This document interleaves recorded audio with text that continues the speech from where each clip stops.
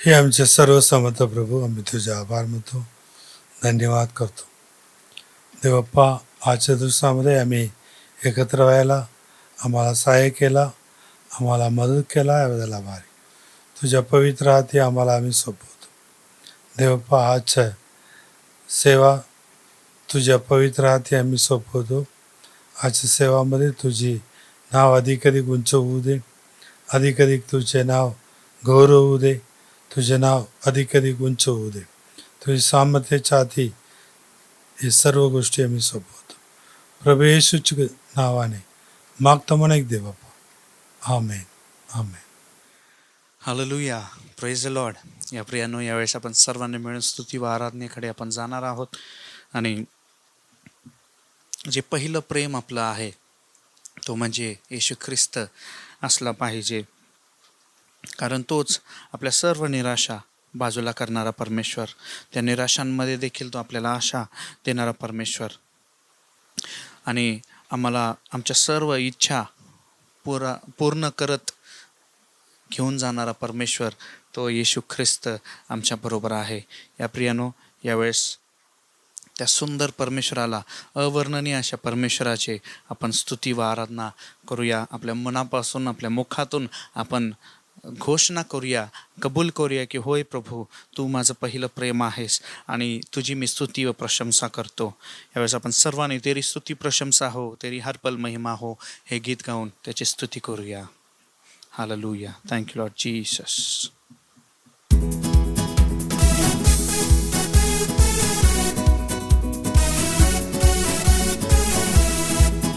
तेरी स्तुति प्रशंसा हो, तेरी हर पल महिमा हो. पुन्हा एकदा, तेरी स्तुति प्रशंसा हो, तेरी हर पल महिमा हो. तू अवर्णित है, तू सुंदर है, मेरा पहला पहला प्यार है.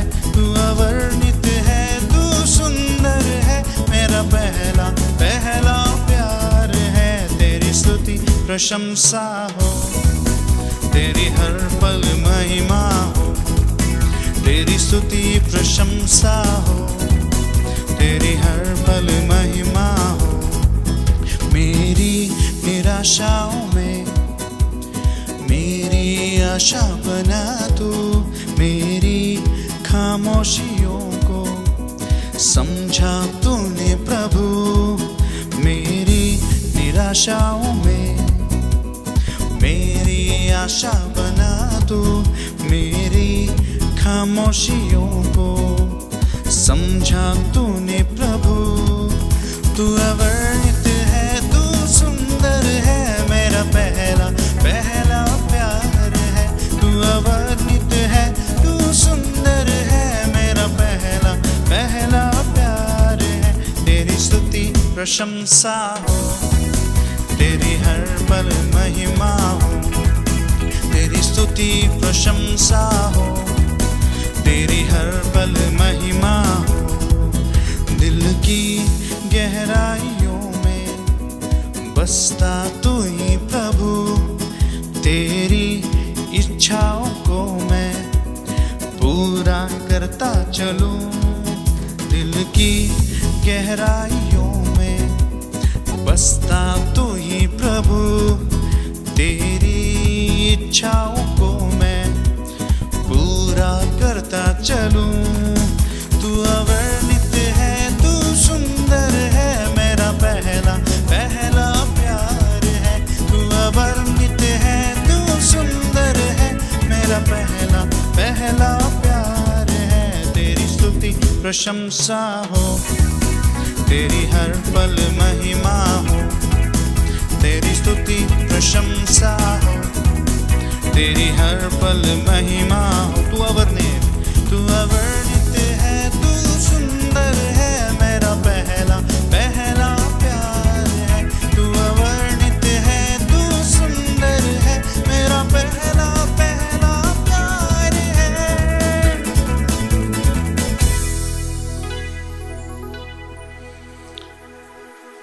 या कठीण परिस्थितीत सुद्धा तूच आमचा पहिलं प्रेम असं राहा प्रभू परमेश्वरा.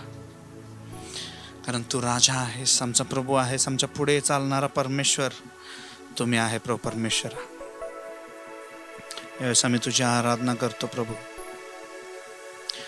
तुझी होसाना जय घोष आम्ही करतो प्रभू. कितीही या जगामध्ये परिस्थिती कठीण असो, कितीही कष्टाने आम्हाला पूर्ण चारही बाजूने घेरले असले तरी, कितीही त्रास संकट सर्व आमच्या आजूबाजूने भरले असले तरी आम्हाला भीती नाही, आम्हाला अस्वस्थता नाही, कारण तो प्रभू आम्हा बरोबर आहे. आमेन. धन्यवाद येशू. Thank you Lord Jesus. यावेळेस प्रभू येशू राजा पुढे जात आहे. होसन्ना गीत गाऊया. हे गीत गाऊन आपण त्याच्या विजयाची घोषणा करूया, कबूल करूया विश्वासाने की होय, मी एकटा नाही. संकट आले तरी मी एकटा नाही, मी अस्वस्थ होणार नाही, कारण माझा येशू राजा माझ्या पुढे जात आहे. Thank you Lord Jesus.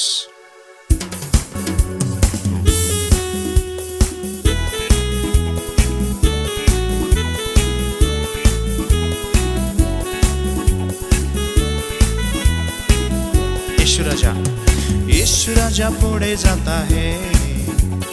होसन्ना गीत गाऊया. येशू राजा पुढे जात आहे.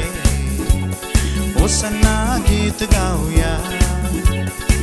वेगाने जाऊया. होसन्ना जय हो, होसन्ना जय हो, होसन्ना विजय आम्हाला, होसन्ना विजय आम्हाला. हालेलुया स्तुती गौरव सदा, हालेलुया स्तुती गौरव, हालेलुया स्तुती गौरव सदा, हालेलुया स्तुती गौरव. येशू राजा आमचा राजा, येशू राजा आमचा राजा सर्वदा स्तुया. होसन्ना जय हो, होसन्ना जय हो, होसन्ना विजय आम्हाला, होसन्ना विजय आम्हाला. कष्टाने घेरले तरी, त्रास संकट सर्व आले तरी, कष्टाने घेरले तरी, त्रास संकट सर्व आले तरी, भीती नाही, अस्वस्थ नाही, भीती नाही, अस्वस्थ नाही, प्रभू आम्हा बरोबर. होसन्ना जय हो, होसन्ना जय हो, होसन्ना विजय आम्हाला, होसन्ना विजय आम्हाला. येशू राजा पुढे जात आहे. येशू राजा पुढे जात आहे. होसन्ना गीत गाऊया. येशू राजा पुढे जात आहे. होसन्ना गीत गाऊया. वेगाने जाऊया. होसन्ना जय हो, होसन्ना जय हो, होसन्ना विजय आम्हाला, होसन्ना विजय आम्हाला. हालेलुया ओ हो हो होसन्ना, हालेलुया ओ हो hosanna. Hallelujah hallelujah hallelujah, hallelujah hallelujah hallelujah. तारक तो सामर्थ तो येशू देव युगानुयुग आहे. तारक तो सामर्थ तो येशू देव युगानुयुग आहे. हालेलुया ओ हो होसन्ना, हालेलुया ओ hosanna. Hallelujah hallelujah hallelujah, hallelujah hallelujah hallelujah. हा दिवस प्रभूचा आहे, उल्हास व आनंद करू. हा दिवस प्रभूचा आहे, उल्हास व आनंद करू. स्वर्गाच्या देवाला स्तुतीचे गीत गाऊ. स्वर्गाच्या देवाला स्तुतीचे गीत गाऊ. Hallelujah hallelujah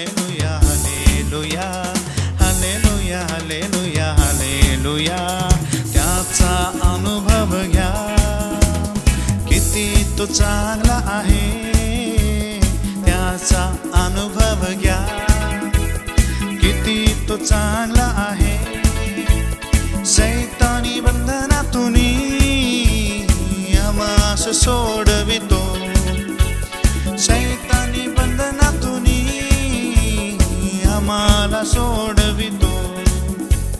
hallelujah hallelujah hallelujah hallelujah hallelujah hallelujah. तारकतो सामर्थतो यीशु देव युगा युगा है. तारकतो सामर्थतो यीशु देव युगा युगा है.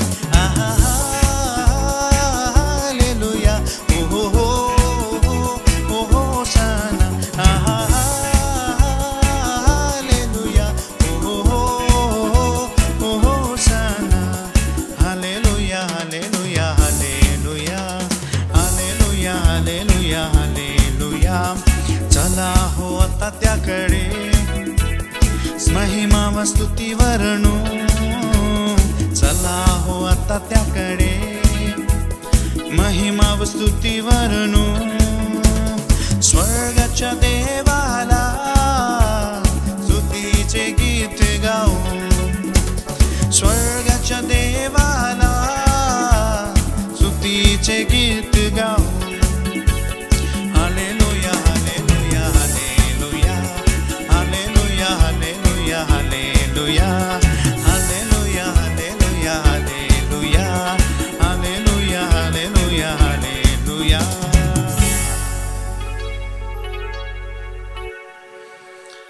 धन्यवाद येशू, धन्यवाद धन्यवाद धन्यवाद धन्यवाद. हो तुझ्या नावाला स्तुती, तुझ्या नावाला गौरव गौरव गौरव गौरव. येशूचे नाव माझ्या प्राणासाठी रक्षा आहे. ओ कोकऱ्याचे रक्त माझ्या घरासाठी सुरक्षा आहे. ओ लपून येणाऱ्या महामारीला मी भिणार नाही. रोगांचे भय, मृत्यूचे भय येशूच्या नावात दूर निघून जा. व अनर्थ काही प्रभाव करणार नाही. व्याधी माझ्या घराजवळ येणार नाही. त्या स्वर्गीय सेना मला घेरलेला आहे. स्वर्गीय पित्याने मला आपल्या हाती धरलेला आहे. येशूचे नाव आम्ही घेत राहणार. रोगांची नावं आम्ही विसरून जाणार. प्रियानो, हे गीत यावेळेस आपण गाणार आहोत. हे एक नवीन गीत आहे, पण या गीताचे जे बोल आहेत हे वचनावर आधारित आहेत. स्क्रीनवर याचे बोल पाहून माझ्याबरोबर हे गीत म्हणा. हे गीत घोषणा आहे, कबुली आहे. एक सामर्थ्यशाली असे गीत यावेळेस आपण म्हणणार आहोत. आपल्या घरावर, आपल्या लेकरांवर, आपल्या कुटुंबावर, आपल्या कामावर, व्यवसायावर, प्रत्येक क्षेत्रावर या गीताची घोषणा, येशू ख्रिस्ताच्या रक्ताचं सामर्थ्याची घोषणा, येशू ख्रिस्ताच्या नावाची घोषणा या गीताद्वारे आपण करणार आहोत. धन्यवाद येशू.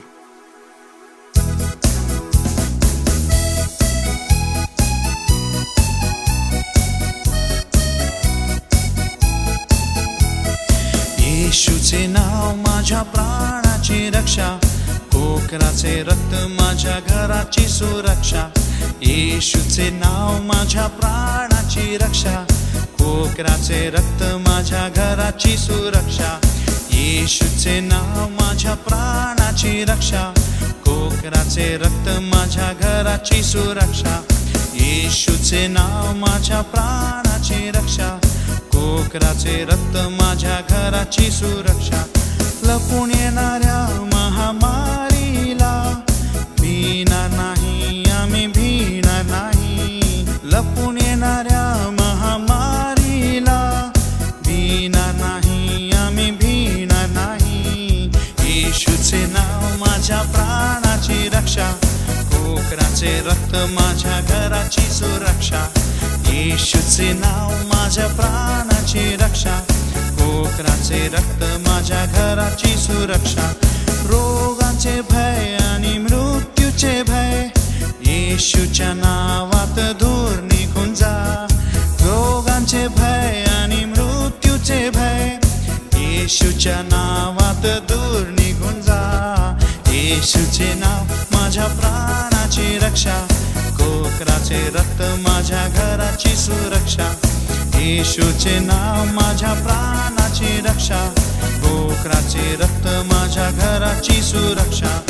अनर्थ काही प्रभाव करणार नाही, व्याधी घराजवळ येणार नाही.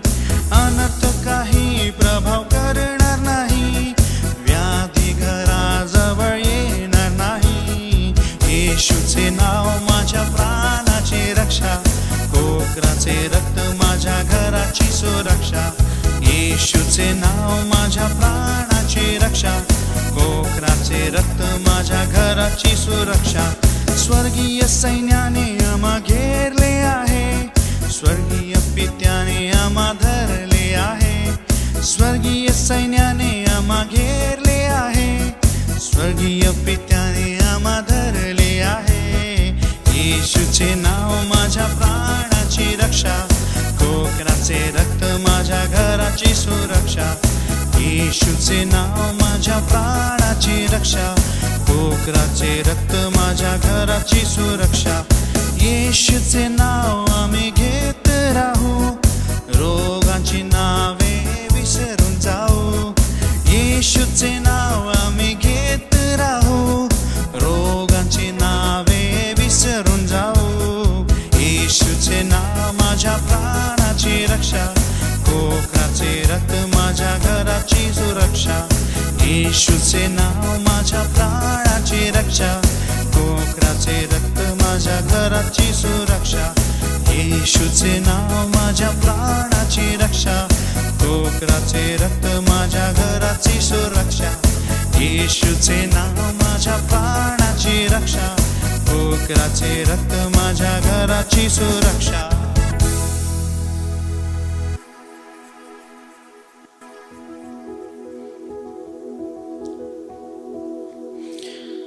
येशूचे नाव माझ्या प्राणाची रक्षा, गोखराचे रक्त माझ्या घराची सुरक्षा. यीशु का नाम मेरे प्राण की रक्षा, मेमने का लहू मेरे घर की सुरक्षा. यीशु का नाम मेरे प्राण की रक्षा, मेमने का लहू मेरे घर की सुरक्षा. യേശുവിൻ നാമം என் ஜீவனை காக்கும், ஆட்டுக்குட்டி ரத்தம் என் வீட்டின் முத்திரை. இயேசுவின் நாமம் என் ஜீவனை காக்கும், ஆட்டுக்குட்டி ரத்தம் என் வீட்டின் முத்திரை. ಯೇಸುವಿನ ನಾಮ ನನ್ನ ಪ್ರಾಣನಿಗೆ ರಕ್ಷೆ, ಯೇಸುವಿನ ರಕ್ತ ನನ್ನ ಮನೆಗೆ ಸುರಕ್ಷೆ. ಯೇಸುವಿನ ನಾಮ ನನ್ನ ಪ್ರಾಣನಿಗೆ ರಕ್ಷೆ, ಯೇಸುವಿನ ರಕ್ತ ನನ್ನ ಮನೆಗೆ ಸುರಕ್ಷೆ.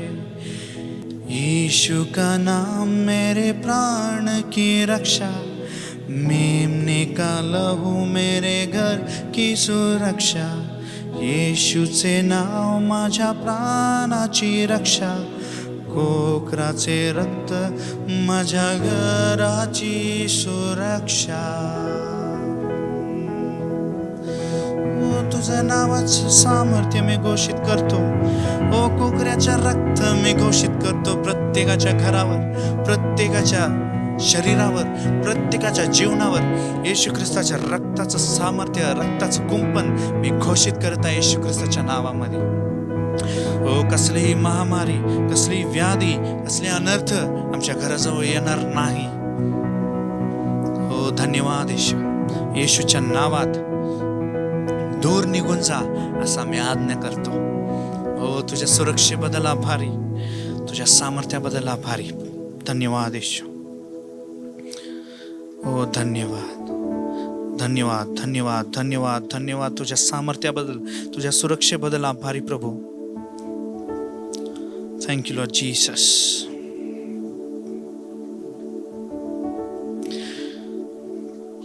माझ्या प्रत्येक शब्दामध्ये तुझं नाव असू दे. माझ्या प्रत्येक घेणाऱ्या श्वासांमध्ये तुझं नाव असू दे.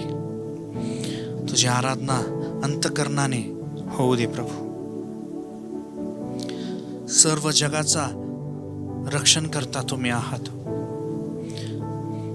जिथे माझी नजर जाईल तिथे तुझी स्तुती होऊ दे. प्रत्येक ठिकाणी, जागोजागी, प्रत्येक देशामध्ये, प्रत्येक जिल्ह्यामध्ये, प्रत्येक राष्ट्रांमध्ये येशू ख्रिस्ताचं नाव उंचाविलं जाऊ दे.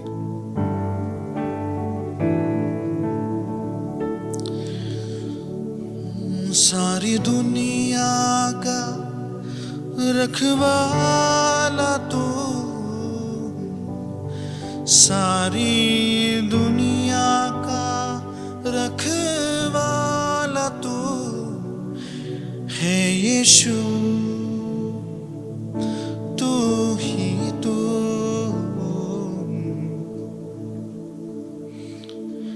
तेरी स्तुति मैं करूं, आराधना करूं दिल से, दिल से. तेरी स्तुति मैं करूं, आराधना करूं दिल से, ये दिल से. मेरी सांसों में तेरा नाम रहे, मेरी सांसों में तेरा नाम रहे. हे प्रभु तू ही तू. तेरी स्तुति मैं करूं, आराधना करूं दिल से, दिल से. जहाँ मेरी नजर जाए वहाँ तेरी स्तुति हो.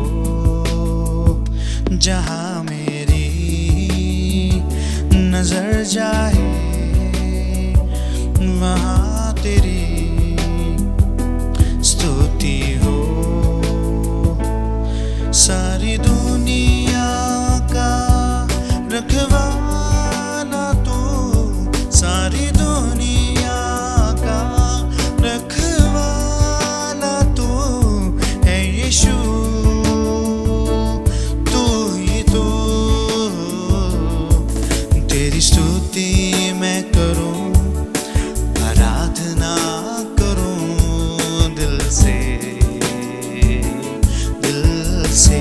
होय प्रभु परमेश्वर, तेरी स्तुति मैं करूं, आराधना करूं दिल से, ये दिल से. सारी दुनिया का, सारी दुनिया का रखवाला तू, सारी दुनिया का रखवाला तू है यीशु, तू ही तू. तेरी स्तुति मैं करूं, आराधना करूं दिल से, दिल से. तेरी स्तुति मैं करूं, आराधना करूं दिल से, ये दिल से, दिल से, दिल से, दिल से,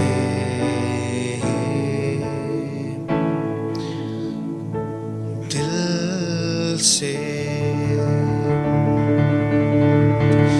Nora shakara bandi beli beli, dire aranda samandore bela magazoga shikala bandiri, uraganda hala magari arando se gendiri bela bandore beli, digara bashakara bandiri beli beli arando beli beli, zigara bando shakarandiri.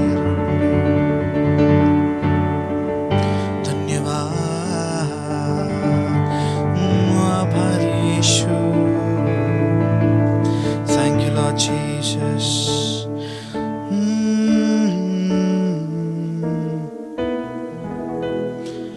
धन्यवाद स्वर्गातल्या आमच्या येशू ख्रिस्ता, आम्ही तुझी आराधना करतो. ओ धन्यवाद येशू, ओ आभारी.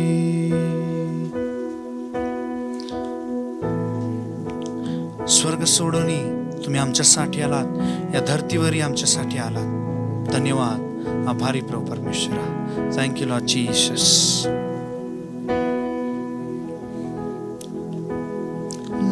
आराधना आराधना आराधना तुझे, आराधना आराधना आराधना आराधना तुझी, आराधना.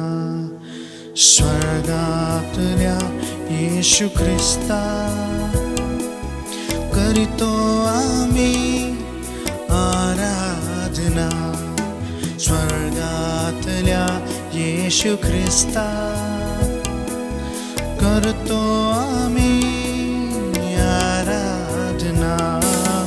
आराधना आराधना आराधना तुझी, आराधना आराधना आराधना आराधना तुझी, आराधना. स्वर्ग सोडून आमच्यासाठी आलास धरतीवरी. स्वर्ग सोडून आमच्यासाठी आलास धरतीवरी.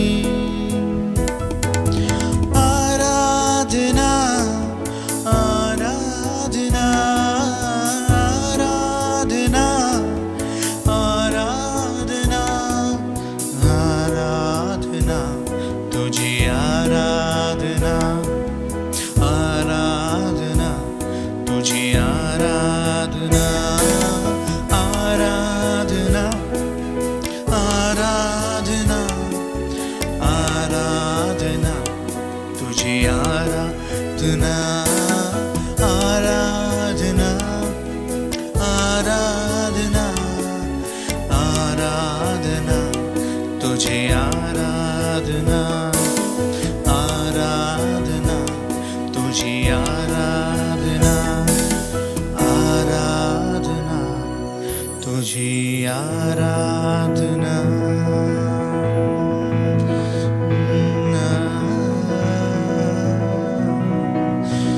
आराधना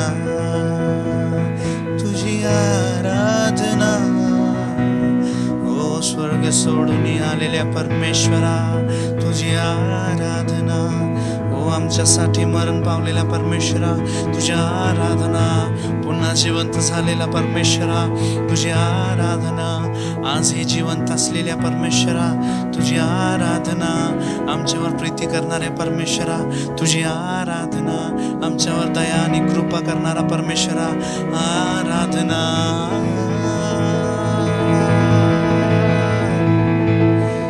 आराधना आराधना ओ आराधना. धन्यवाद.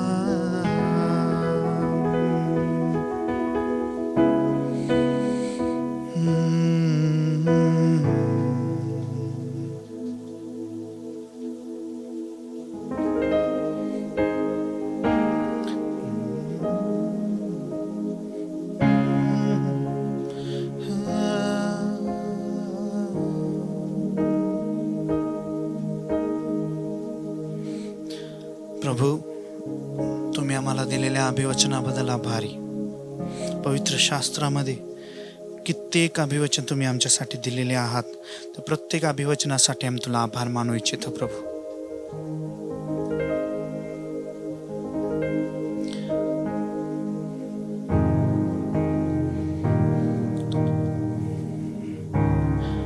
यावेळेस प्रभू परमेश्वर आता प्रत्येक अभिवचनाची आम्ही आठवण करतो, स्मरण करतो. आमच्याबरोबर आराधना करणाऱ्या प्रत्येकावर या अभिवचनाची घोषणा मी करतो प्रभू परमेश्वरा. धन्यवाद, धन्यवाद.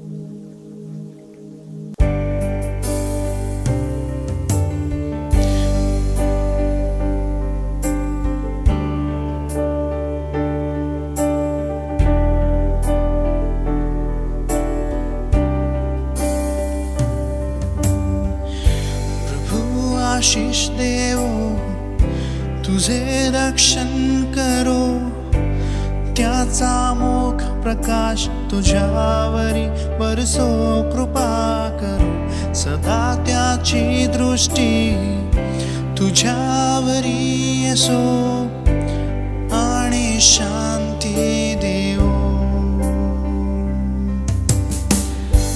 तो आश्रय आमचा दीपस्तंभ तो, तुझ्यावरी दया करो आणि करुणा करो, त्याच्यावर हस्त तुझ्यावरी असो, त्याची छाया मिळो.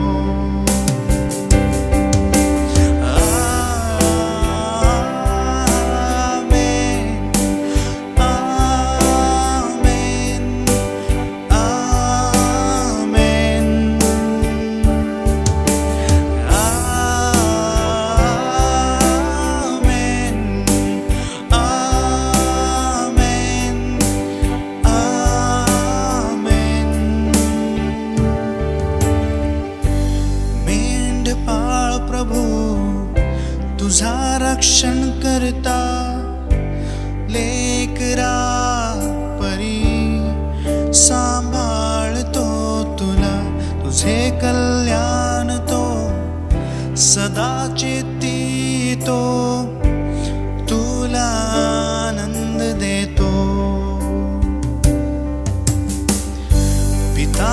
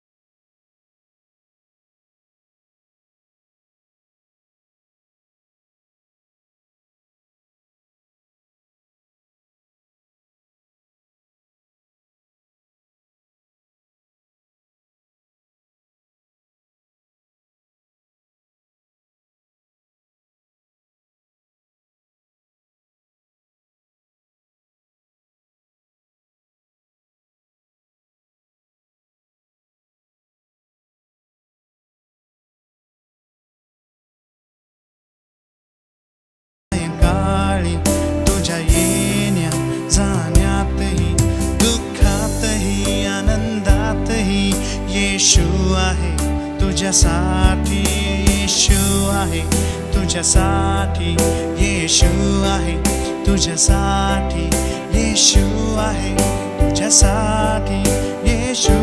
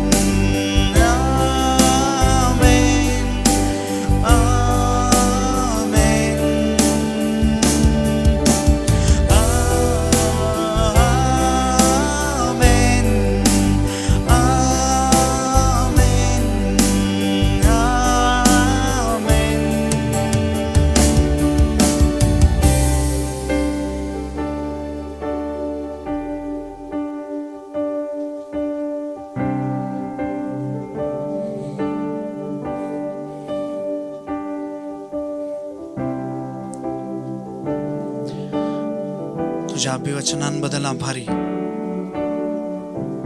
यावेळेस मी प्रार्थना करतो, घोषित करतो, जाहीर करतो प्रभू परमेश्वरा, येशू ख्रिस्तामध्ये, येशू ख्रिस्ताच्या नावामध्ये मी घोषित करतो, जाहीर करतो. आज आमच्याबरोबर जुडलेली प्रत्येक व्यक्तीच्या जीवनावर, त्यांच्या परिवारावर, त्यांच्या लेकरांवर, त्यांच्या कामावर, प्रत्येक क्षेत्रांमध्ये मी जाहीर करतो, प्रभूची कृपा तुझ्यावर असो. तुझ्या हजारो पिढ्यांपर्यंत तुझे घराणे, तुझी संतती, त्यांची मुले बाळे,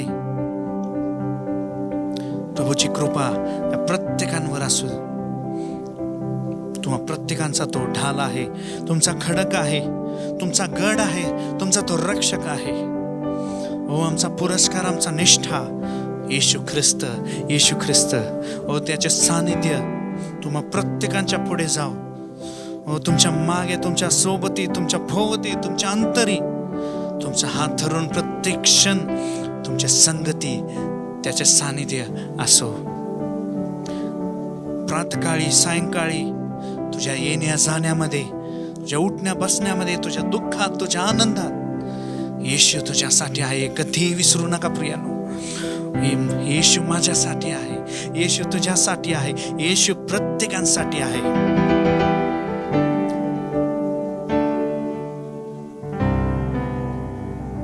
या अभिवचनांबद्दल आभारी प्रभू. पुढील वेळा मी तुझ्या हाती सोपवतो. तुझ्या सानिध्याबद्दल, उपस्थितीबद्दल आभारी. धन्यवाद. सर्व गौरव, आदर, महिमा, सन्मान, स्तुती, प्रशंसा राजांचा राजा, प्रभूंचा प्रभू येशू ख्रिस्तालाच देतो प्रभू परमेश्वरा.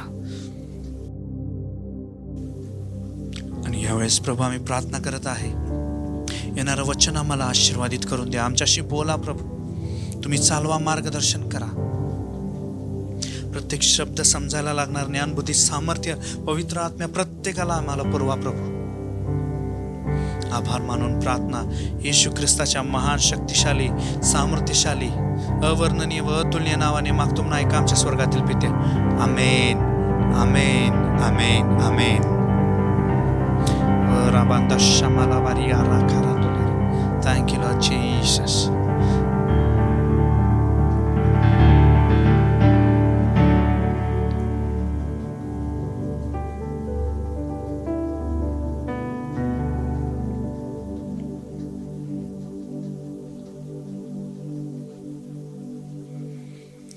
Hallelujah, praise the Lord. देवाला आभार मानतो, धन्यवाद करतो या सुंदर वेळेबद्दल. तो प्रत्येकाबरोबर आहे. आपल्या विश्वासामध्ये आपण दृढ होत राहूया. यावेळेस प्रियानो पवित्र शास्त्र व ही पेन आपल्या हाती घेऊया. येणाऱ्या वचनासाठी आपण तयार होऊया. मी प्रार्थना करतो, देवाजवळ विनंती करतो की येणारं वचन परमेश्वराने आपणा सर्वांना आशीर्वादित करो. Amen, amen, amen. Hallelujah, praise the Lord. उपवास व प्रार्थना याविषयी आपण 2 भाग पाहिलेला आहोत आणि त्यामध्ये काही उदाहरणं आम्ही पाहिले होते. उपवास करणाऱ्या काही लोकांचे उदाहरण आम्ही पाहिले होते आणि उपवास करताना काय होते याचं थोडक्यात आम्ही पाहिलं होतं. त्यानंतर उपवासाचे परिचय आम्ही पाहिलं होतं. प्रार्थना म्हणजे काय आणि प्रार्थनेबद्दल थोडं सुरुवातीला आम्ही पाहिलं होतं. मागील 2 भागामध्ये या गोष्टी आपण पाहिलेल्या आहेत आणि मागील भागामध्ये आपण उपवास म्हणजे काय याची व्याख्या काय आहे ह्या विषयात आपण सुरुवात केली होती आणि तिथून आपण पुढं आज पाहणार आहोत. पुन्हा मागील भागामध्ये एक मुद्दा मी सांगितला होता, उपवास म्हणजे काय म्हणून. ते पुन्हा आपण पाहणार आहोत आणि पुढील गोष्टी मग आपण पाहत जाणार आहोत. अनेक वेळा आपल्याला वाटते की उपवास म्हणजे जेवलो नाही आणि मी प्रार्थना केली, थोडं वेळ प्रार्थना केलं म्हणजे संपलं असं वाटते. पण उपवास म्हणजे भरपूर काय गोष्टी अजून आहेत आणि त्याच आपण पाहत आहोत. फक्त जेवण चुकवणे आणि वजन कमी करणे या गोष्टींचा अर्थ उपवास करणे असं नव्हे. वजन जे काही कमी होते ते एक result, it should be an end product. म्हणजे उपवास प्रार्थना आपण करतो पण आपलं खरा उद्देश जो मेन उद्देश जो आहे तो वजन कमी करणे असा असू नये. त्यामुळे या गोष्टींकडे आपण लक्ष ठेवायला पाहिजे. ठीक आहे, आपण पाहूया उपवास म्हणजे काय. यातला पहिला मुद्दा जे मागील भागामध्ये देखील मी सांगितलेलं आहे.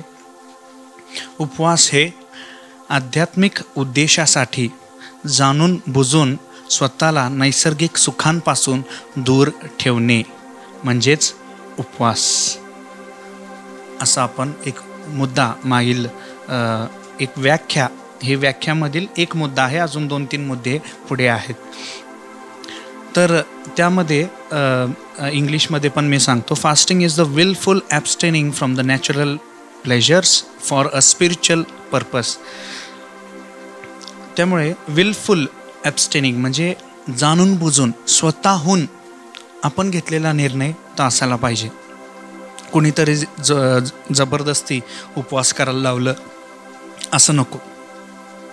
आपण जाणून बुजून स्वइच्छेने घेतलेला निर्णय तो असायला पाहिजे, पहिली गोष्ट. त्यानंतर नैसर्गिक सुखांपासून स्वतःला दूर ठेवणे. मग त्या बाबतीत आपण पाहिलं होतं, भरपूर नैसर्गिक सुख, तुम्हाला ज्या गोष्टीतून तुम्हाला सुख मिळते त्या गोष्टींपासून तुम्ही स्वतःला लांब ठेवलं पाहिजे. नैसर्गिक सुख, मग त्यामध्ये काही उदाहरणं आपण पाहिली होती. आईस्क्रीम, जेवण, त्यानंतर social media, Facebook, T V पाहणे, मित्रांना भेटण्यातून मला नैसर्गिक सुख मिळते, ते बाजूला. तेव्हा अशा भरपूर गोष्टी आहेत. तुम्ही विचार करायला पाहिजे, अशा कोणत्या नैसर्गिक सुख आहेत जे माझ्या देवाच्या मध्ये येत आहे, ते मी बाजूला करणार आहे आणि मी उपवास करणार आहे. त्या नैसर्गिक सुखांपासून आपण वेगळं व्हायला पाहिजे. त्यामध्ये पण एक महत्त्वाचा मुद्दा असा आहे, ते आपण वचनातून पाहूया. 1 कोरिंथकरासपत्र 7वा अध्याय 5वे वचन. 1 कोरिंथकरासपत्र 7वा अध्याय 5वे वचन. हे पती पत्नी, एक विवाहित जोडी जी आहे त्यांच्यासाठी हे वचन आहे. एकमेकांशी वंचना करू नका, तरी उपवास व प्रार्थनेसाठी प्रसंग मिळावा म्हणून पाहिजे असल्यास काही वेळ परस्पर संमतीने एकमेकांपासून दूर राहा.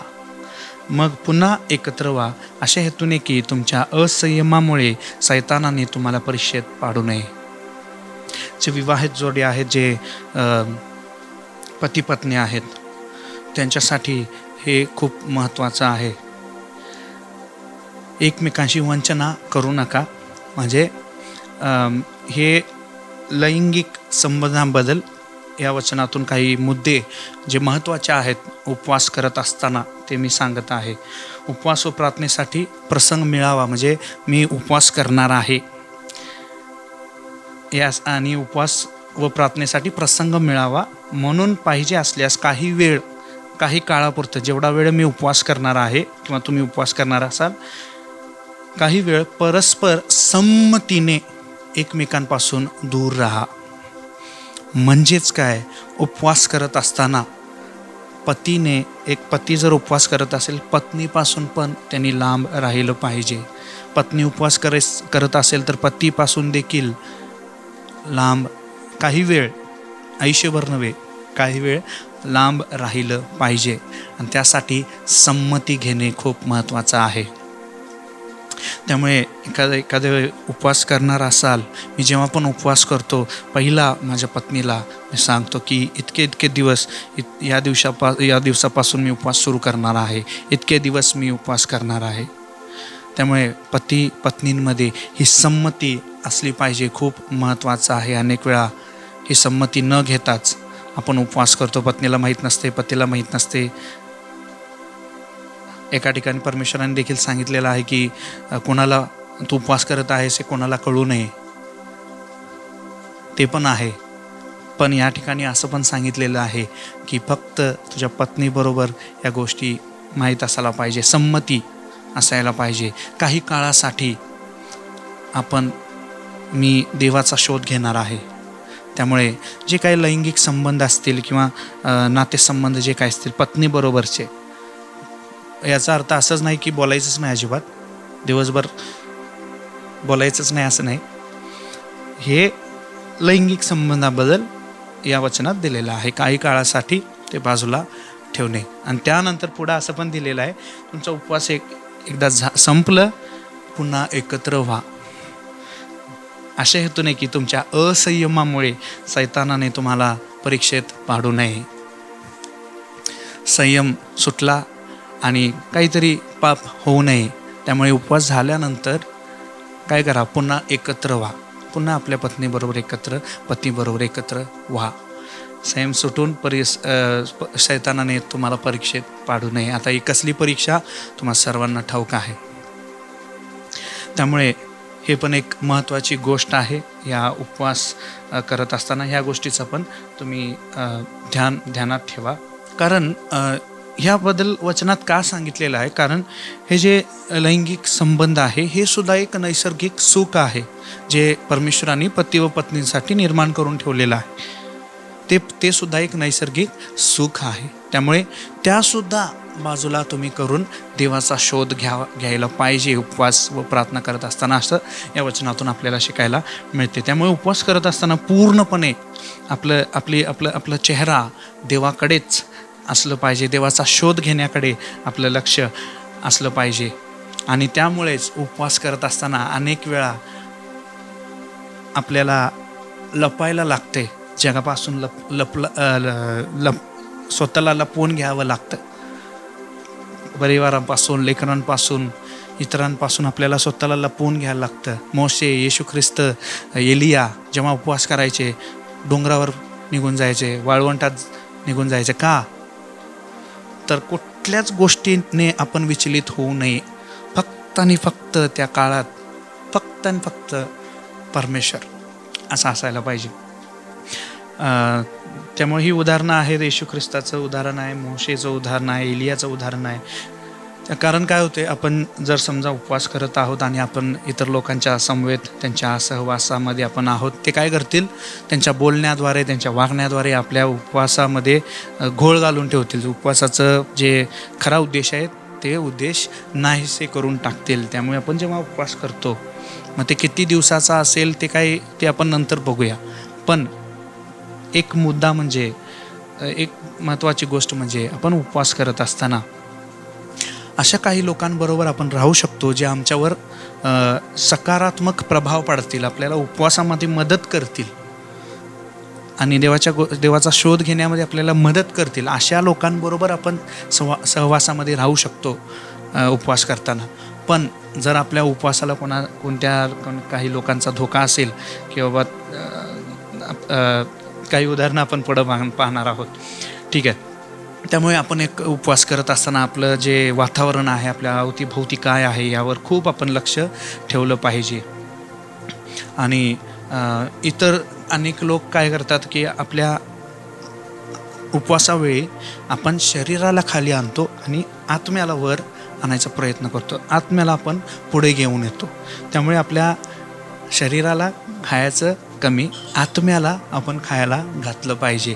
त्यामुळे जेव्हा आपण लोकांना भेटणार, ते काय करणार, आपल्या शरीराला खायला घालणार, नको त्या गोष्टी सांगत बसणार. आणि ह्या सर्व गोष्टी आपल्या आत्म्याला त्याची गरज नाही आहे. त्यामुळे उपवासाच्या दरम्यान शक्यतो म्हणजे असंच केलं पाहिजे की आपण लोकांबरोबर जो म्हणजे असं म्हणता येईल, ज्यांची गरज नाही आहे, ज्यांची गरज नाही आहे, जे आपल्यावर सकारात्मक प्रभाव उपवासामध्ये मदत करू शकत नाहीत, अशा लोकांपासून आपण लांब राहिलेलं खूप चांगलं. आता अनेक गोष्ट जे भरपूर लोक करत नाहीत, उपवास करतात पण जे गोष्ट करत नाहीत ते म्हणजे, आपण मगाशी ही जी व्याख्या होती त्यामध्ये पाहिलं की एक आध्यात्मिक उद्देश असला पाहिजे. त्यामुळे जेव्हा आपण उपवास सुरुवात करतो, आपण गुडघे टेकून देवासमोर या उपवासामागे आध्यात्मिक उद्देश काय आहे ते प्रथम आपण सांगायला पाहिजे. मी कशासाठी उपवास करत आहे ते उपवास सुरू करण्याच्या अगोदर देवाला सांगितलं पाहिजे. नुसतं जेवत नाही, एक जेवण बंद केलं आणि प्रार्थना केलं, संपलं, इतकं नाही. अजून भरपूर गोष्टी आहेत उपवासाबद्दल. आध्यात्मिक उद्देशासाठी आपण उपवास करत असतो, मगाशी आपण ऐकलं. त्यामुळे आपण जेव्हा उपवास सुरू करतो त्यावेळी प्रथम गुडघे टेकून, परमेश्वरा ह्या आध्यात्मिक उद्देशासाठी पुढील 3 दिवस किंवा 5 दिवस किंवा जे काही दिवस तुम्ही ठरवलेला आहात उपवास करायचा, मी उपवास करणार आहे. ह्यामध्ये मला मदत करा, मला मार्गदर्शन करा, मला चालवा. प्रथम तुमचा आध्यात्मिक उद्देश काय आहे हेच जर तुम्हाला माहीत नसेल, तर ते उपवास कशासाठी करत आहे हेच जर तुम्हाला माहीत नसेल तर कसं.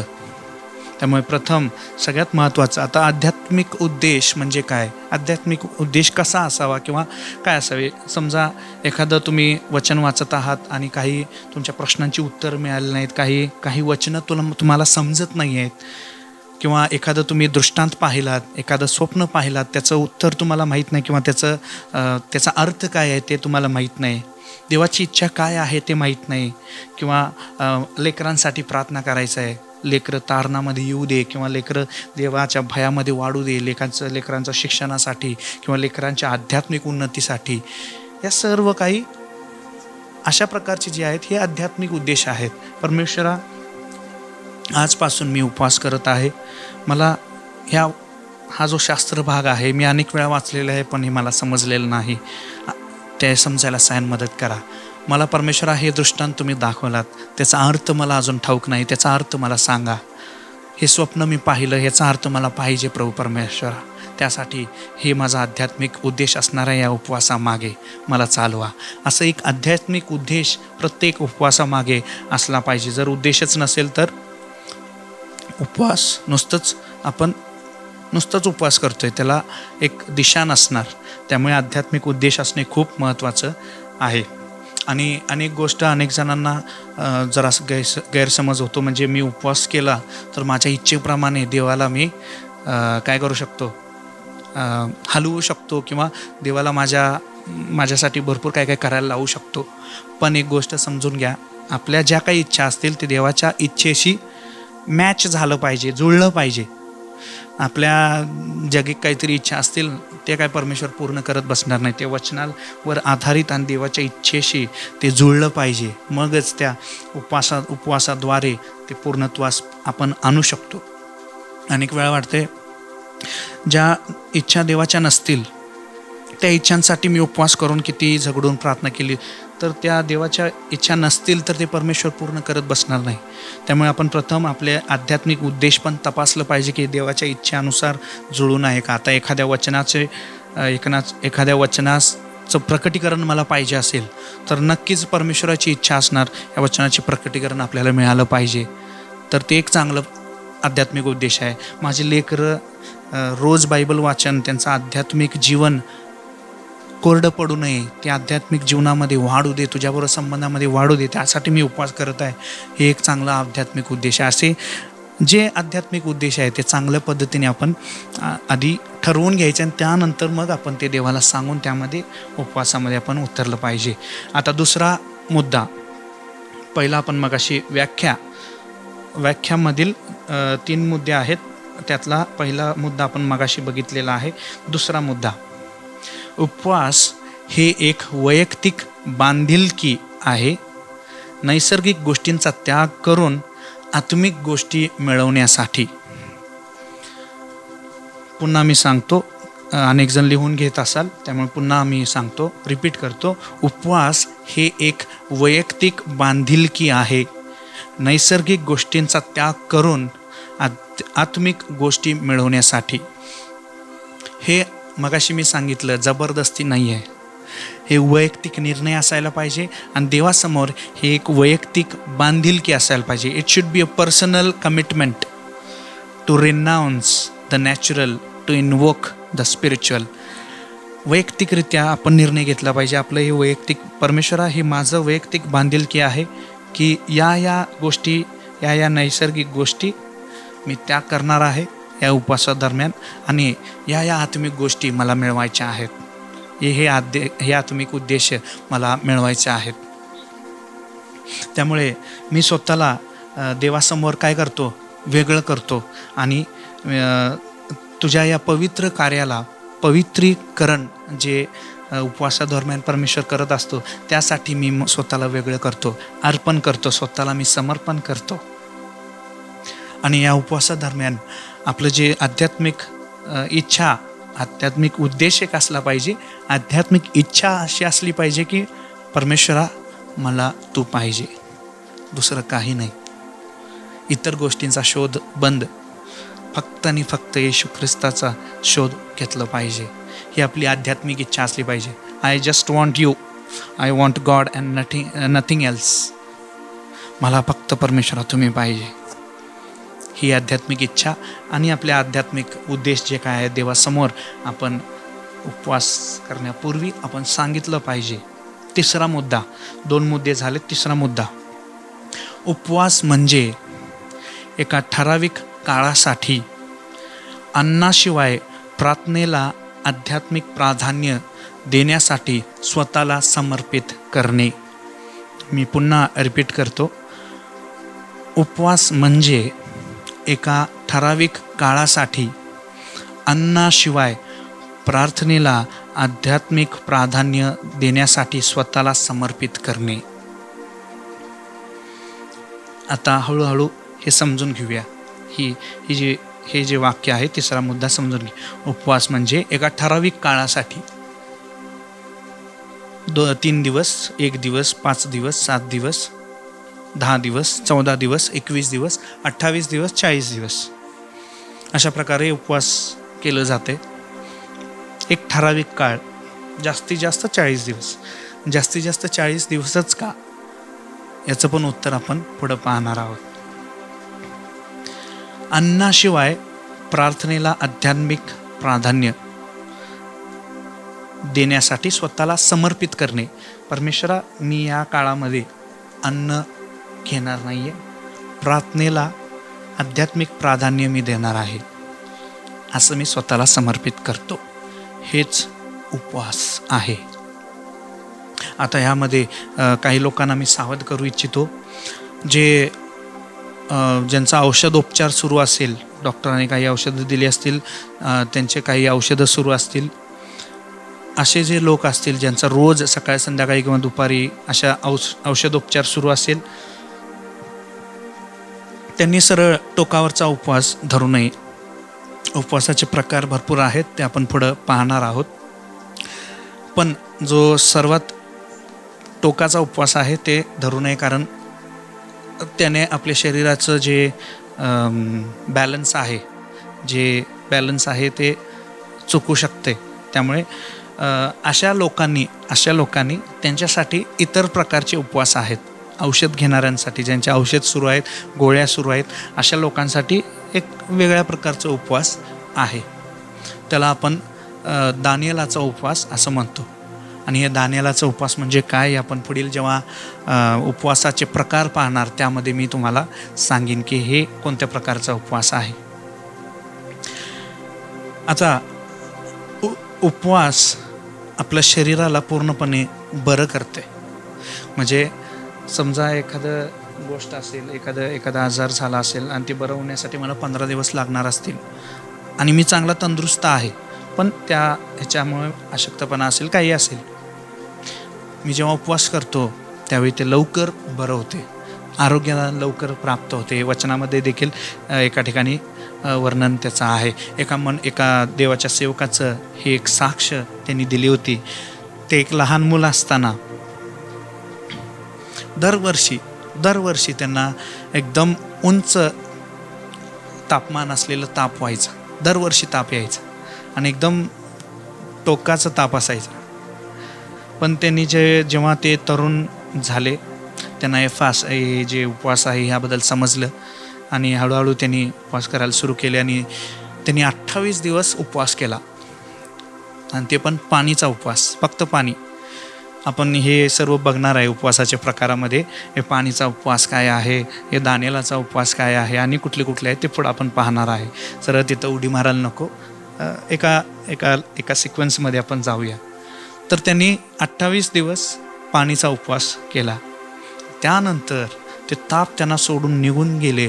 आज ते जवळपास 40 ते 45 वर्षाचं वय आहे त्यांचं. आजपर्यंत ते ताप त्यांना परत कधीच झालं नाही. ना सर्दी, ना दुसरे कुठलेही शरीरात कसलेही प्रॉब्लेम नाही, सगळे निघून गेले. त्यांना अस्थमा देखील होता. पण त्या एका उपवासाने सर्व जे अस्थमा, ताप हे सगळं निघून गेलं. आजपर्यंत त्यांना कधीच ते पुन्हा त्यांच्या शरीरात हे त्रास त्यांना आले नाहीत किंवा झाले नाहीत. उपवासामध्ये खूप सामर्थ्य आहे प्रियानो. उपवास करताना फक्त आपली नजर, आपलं केंद्र येशू ख्रिस्त असलं पाहिजे. मी त्याचाच फक्त शोध घेत असलं पाहिजे. दुसरं लक्ष विचलित कुठंच आपण विचलित होऊ नये. Distractions, no distractions. एक संशोधन असं सांगतंय की जेवणाबाबतीत किंवा खाद्यपदार्थांबाबतीत दिवसातले आपण 10 तास घालवतो त्याच्यावर. म्हणजे त्याच्याबद्दल विचार करण्यामध्ये, तयारी करण्यामध्ये, तयारी करण्यामध्ये, कापाकापी असेल किंवा इतर गोष्टी, त्यानंतर ते पचन करण्यामध्ये, हे सगळं जो प्रक्रिया आहे, जी पूर्ण प्रोसेस जो आहे, जी प्रणाली आहे, यामध्ये आपण जवळपास 10 तास दिवसाचे घालवतो यात. जेव्हा आपण उपवास करतो हे 10 तास, कारण खाणं बंद करतो, त्यामुळे हे जे 10 तास आहेत आपले वाचतात आणि ते 10 तास आपण देवाकडे पाहायला जास्त वेळ मिळते. आणि जे आपण कुठं काम करत असलो तर त्या कामावर जास्त लक्ष घालता येते, जास्त वेळ मिळते त्याच्यावर लक्ष घालायला. आता उपवास करत असताना अनेक वेळा अनेक अनुभव येतील. मी तर उपवास करत असताना कधी किचनमध्ये जातच नाही. किचनमध्ये दुष्टात्मे दडलेले असतात, म्हणजे आपला उपवास बंद पाडण्यासाठी. हे खा, हे बघ, हे भारी आहे बघ, हे खा. हे फ्रीजमध्ये 2-4 बसलेले असतात. हे इथं चॉकलेट आहे बघ, हे खा. हे बघ, हे माझा ठेवले, हे स्प्राईट ठेवले बघ, हे कोल्ड्रिंक आहे, पी तू, काय होत नाही. कुकरच्या बाजूला एक बसलेला असते, हे बघ गरम गरम आहे, खा तू, उघड, काय आहे बघ. हालेलुया. उपवास करत असताना पूर्णपणे आपण समर्पित, देवाकडे समर्पित, देवाचा शोध घेत, पूर्णपणे आपण लक्ष अजिबात इकडं तिकडं विचलित न होऊ देता पूर्णपणे आपण केंद्र देवाकडे लावून असायला पाहिजे. अनेक वेळा जर शक्य असेल तर पती आणि पत्नी दोघांनी मिळून किंवा एक परिवार, एक फॅमिली मिळून, पती, पत्नी आणि लेकरं मिळून जेव्हा उपवास करतात त्यावेळी एकमेकांना उपवासामध्ये चालवायला आणि मदत करायला बरं पडते. म्हणजे समजा आता समजा एक पती आणि पत्नी उपवास करत आहे. पतीला अचानक जरासं भूक लागली, किचनमध्ये गेला, तिथं सगळं एकदम काय फळं दिसलीत आणि तो फळ हातात घेतला. पतीबरोबर पत्नी पण उपवास करत आहे. तेवढ्यात पत्नी आली, उपवास करत आहे आपण, ठेवा खाली, चला आपण प्रार्थनेला बसूया, चला. म्हणजे असं एकमेकांना ट्रॅकवर ठेवायला बरं पडते. असं जर शक्य असेल तर वैयक्तिक उपवाससुद्धा करू शकतो, काही हरकत नाही. पण असं जर शक्य असेल पती पत्नी किंवा लेकरांबरोबर परिवार मिळून, सगळ्यांनीच मिळून ठरवलं की आपण 2 दिवस, 1 दिवस, 3 दिवस, जे काय असेल, खूप असं एक त्यामध्ये आपल्याला मदत होऊ शकते. आता हे 3 मुद्दे आपण पाहिलेले आहेत. उपवास म्हणजे काय ह्याची जी व्याख्या आहे, या बाबतीत 3 मुद्दे आपण पाहिलेले आहेत. आता आपण पुढच्या उपविषय असं म्हणता येईल, उपविषयाकडे जात आहोत. ते म्हणजे उपवासाचे तत्व. उपवासाचे तत्व. उपविषय उपवासाचे तत्व. काही तत्व आहेत जे आपण पाहणार आहोत. त्यामध्ये पहिलं तत्व किंवा पहिला मुद्दा, जेवण चुकवणे म्हणजे उपवास नव्हे. अनेक जणांना हा गैरसमज आहे, मी जेवलो नाही म्हणजे मी उपवास केला बाबा. पवित्र शास्त्रानुसार असलेला उपवास तो नव्हे. डाएटिंग करणे म्हणजे, दुसरा मुद्दा, डाएटिंग करणे म्हणजे उपवास नव्हे. पवित्र शास्त्रानुसार तरी नाही. तिसरा मुद्दा, पहिला मुद्दा जेवण चुकवणे म्हणजे उपवास नव्हे. दुसरा मुद्दा डाएटिंग करत आहे म्हणजे उपवास नव्हे ते. तिसरा मुद्दा खूप महत्त्वाचा आहे आणि ह्यातून मला समजलं की आपण उपवासादरम्यान काय केलं पाहिजे. अनेक वेळा आपण उपवास करतो, पण उपवास करत असताना मी काय केलं पाहिजे हे माहीत नसतं. त्यामुळे आपण हा विषय पाहत आहोत. आणि हा तिसरा मुद्दा चांगला लक्ष देऊन ऐका. उपवास म्हणजे भोजनाच्या जागी किंवा जेवणाच्या जागी वचन आणि प्रार्थना आणणे. पुन्हा सांगतो, उपवास म्हणजे भोजन किंवा जेवणाच्या जागी देवाचं वचन वाचणे किंवा प्रार्थना करणे असावे.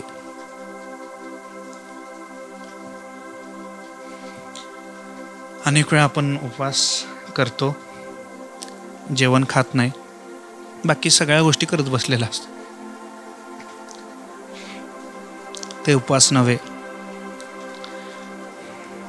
उपवास म्हणजे जेव्हा आपण उपवास करतो, मिळणारं प्रत्येक क्षण, जेव्हा जेव्हा मला वेळ मिळेल तेव्हा तेव्हा देवासमोर, परमेश्वरा मला तू पाहिजे, तेव्हा तेव्हा देवाचं वचन वाचणे.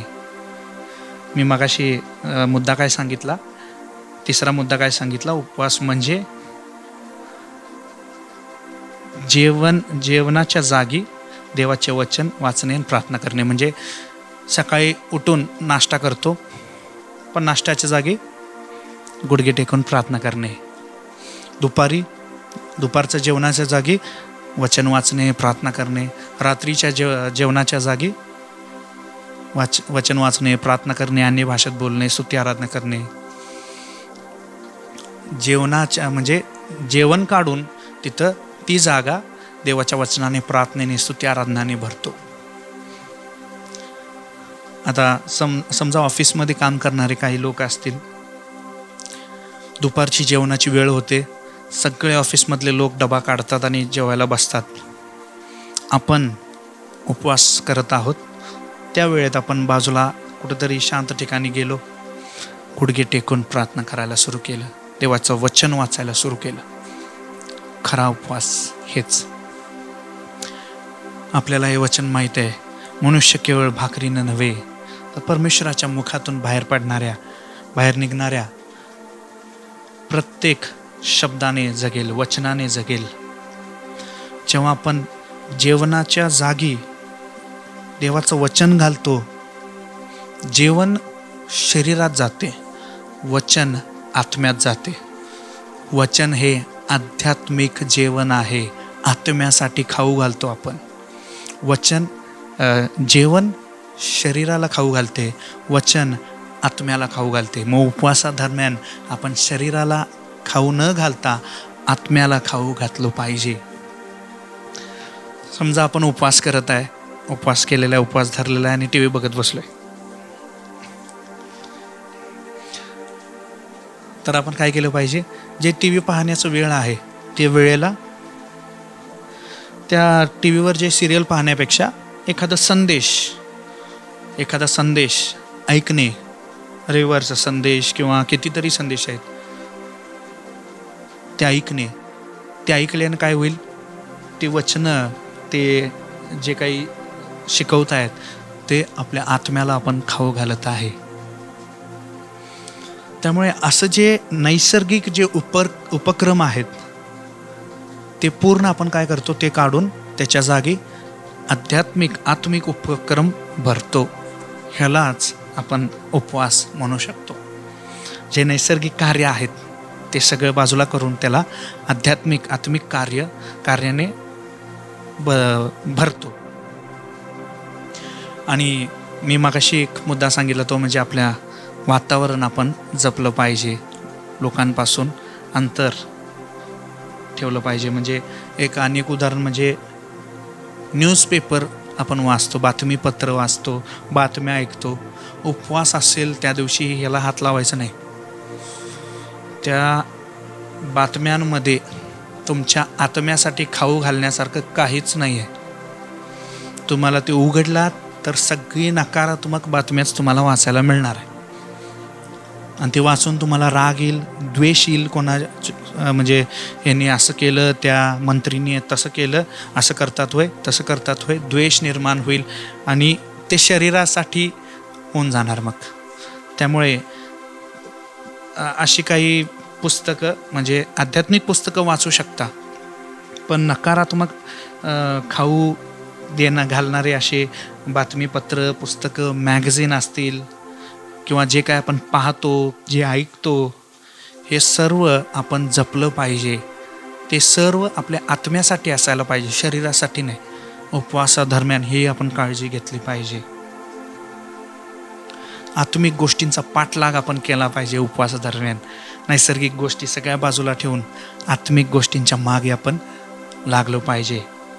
आता चौथे तत्व किंवा चौथा मुद्दा, या उपविषयाखाली हा चौथा मुद्दा. उपवास म्हणजे उपवासादरम्यान चिंतन करण्यासाठी वेळ काढलं पाहिजे. उपवासादरम्यान चिंतन, मनन किंवा विचार करण्यासाठी, विचार म्हणजे ते घरात असं चाललंय, कामावर असं चाललंय ते विचार नव्हे, वचनामधील गोष्टीं किंवा आध्यात्मिक गोष्टींचा विचार करण्यासाठी, तपासणी करण्यासाठी, परीक्षण करण्यासाठी, चिंतन मनन करण्यासाठी वेळ काढलं पाहिजे. अनेक वेळा काय होतंय, परमेश्वराला आपल्याशी बोलायचं असते, पण आपण एका ठिकाणी असतोय कुठं, इकडं पळ. त्यामुळे एक उदाहरण म्हणजे आपण प्रार्थना करतो, हालेलुया हालेलुया हालेलुया, परमेश्वरा हे ते असं तसं, हे करा ते करा, असं करा तसं करा, मोठी लिस्ट. येशू ख्रिस्ताच्या नावाने मागतो ना, ऐक पित्या, आमेन. चला. पण परमेश्वर, अरे थांब, अरे तू मागितलेल्या प्रश्नाचं उत्तर तरी ऐकून जा, अरे ऐक जरा, थांब. तेवढ्यात आपण 10 किलोमीटर लांब कुठंतरी गेलेलं असतं. चिंतन करणे, मनन करणे म्हणजे आपण बोललंच पाहिजे असं नाही. प्रार्थना करणे आणि चिंतन करणे यामध्ये फरक आहे, मनन करणे यामध्ये फरक आहे. चिंतन करणे किंवा मनन करणे प्रार्थनेचा एक प्रकार आहे, असं म्हणता येईल. एक मुग्ध प्रकारची प्रार्थना म्हणजे निःशब्द प्रार्थना किंवा स्पीचलेस प्रेयर, ज्या ठिकाणी आपण नुसतं डोळे झाकून शांत बसतो आणि काय प्रार्थना आपोआप आपल्या मनातून परमेश्वराकडे जात असतात. अचानक काही गोष्टी आपल्याला ऐकायला मिळेल. चिंतन करण्याचं हे वेळ शांत आपण बसलेला असतो, ही वेळ शांत असायला पाहिजे. अनेक वेळा स्तुती आराधना झाल्यानंतर आपल्याला उठू वाटत नाही, शांत तसंच आपण डोळे सुद्धा उघडू वाटत नाही. ती वेळ असते चिंतन करण्याची. कशाबद्दल चिंतन करायचं? काही वचन असतील, ज्या देवाने आपल्यासाठी केलेल्या काही गोष्टींचं स्मरण करणे असेल, किंवा ज्या गोष्टींसाठी मी प्रार्थना करत आहे त्याचं उत्तर मी माझ्या आध्यात्मिक डोळ्याने पाहत आहे ते असेल. एक गोष्ट, एक रहस्य मी तुम्हाला सांगू इच्छितो या ठिकाणी.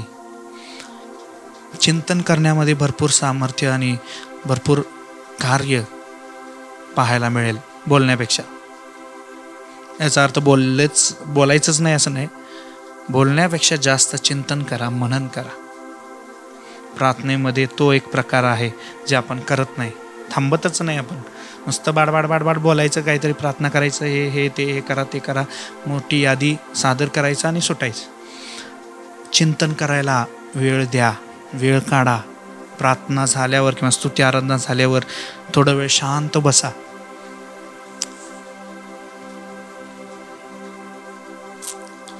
हात वर करा, आराधना करा, परमेश्वराला बोलू द्या, शांत बसा. हे वेळ चिंतनाची वेळ असते.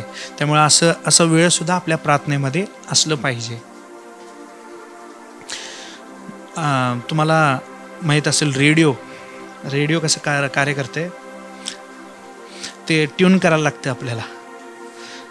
आता 98.3 किंवा 95.4 हे लावलं तरच ते रेडिओ स्टेशन आपल्याला ऐकू. आता टमॅटो FM आहे आणि कुठले मिरची, भोपळा, ढबू, कुठले मिरची आहे आता FM काढलेत, ग्रीन FM आणि कुठले आहेत. त्यांचं एक फ्रिक्वेन्सी असते, त्यांचं एक ते फ्रिक्वेन्सी असते म्हणजे 98.3 ते लावलं तरच त्यांचं ऐकू येणार. आणि ते जरा पुढं मागं गेलं तर काय होणार, नुसता खर पुर चिर आवाज येणार तेवढंच. त्यामुळे प्रार्थनेमध्ये पण असंच आहे. चिंतन जेव्हा आपण करायला बसतो, आपलं जे उपवासाचा दिवस आहे, जास्त करून चिंतन मनन असायला पाहिजे, स्तुती आराधना असायला पाहिजे, प्रार्थना असायला पाहिजे. हळूहळू चिंतन करणे वाढवा. असं केल्याने आपण काय होतंय, ट्युनिंगमध्ये येतोय. आणि ट्युनिंगमध्ये एकदा आलं की त्या देवाचं परमेश्वराचं आपल्याला ऐकायला सोपं जाईल, समजायला सोपं जाईल. काही वचनाचे अर्थ आपल्याला समजायला लागेल, काही आयडियाज अचानक येतील. मी अनेक वेळा मेडिटेशन, याला इंग्लिशमध्ये शब्द आहे मेडिटेशन, त्याला मराठीत अनेक अर्थ आहेत, चिंतन मनन दोन्ही पण आहेत, पण त्यामध्ये पण थोडं फरक आहे. चिंतन हा जरा जवळचा शब्द आहे. चिंतन करत असताना अनेक वेळा मला अनेक आयडियाज आलेले आहेत. शूटिंगच्या बाबतीत असेल, व्हिडिओच्या बाबतीत असेल, काही कामाच्या बाबतीत असेल, काही घराच्या बाबतीत असेल. खूप सुंदर सुंदर आयडियाज, जे कधी मी इथं कामात असताना, बडबड करत असताना, बोलत बसलेलं असताना ही आयडिया कधीच येत नाही. पण त्या शांत वेळी अशा आयडियाज येतात. कसं करावं, काय करावं, या सुंदर गोष्टी आपल्याला खूप सुंदर सुंदर प्रकटीकरण मिळतात. त्यामुळे चिंतन खूप महत्त्वाचं आहे. उपवासा दिवशी, उपवास करत असताना चिंतन करण्यासाठी वेळ बाजूला तुम्ही ठेवा. 5वा मुद्दा किंवा 5वे तत्व, उपवास करत असताना देवाचं वचन वाचणे खूप खूप महत्त्वाचं आहे. देवाचं वचन, आपण नुसतं प्रार्थना करतोय, नुसतं स्तुती आराधना करतोय, दिवसभर गाणी म्हणतोय, आराधना करतोय, वचन प्रार्थना म्हणतोय, ठीक आहे. पण जर आपण देवाचं वचन वाचत नसेल, आध्यात्मिकरित्या आपण कोरडे पडू शकतोय, आध्यात्मिक कोरडेपणा येऊ शकते. त्यामुळे देवाचं वचन खूप महत्त्वाचं आहे.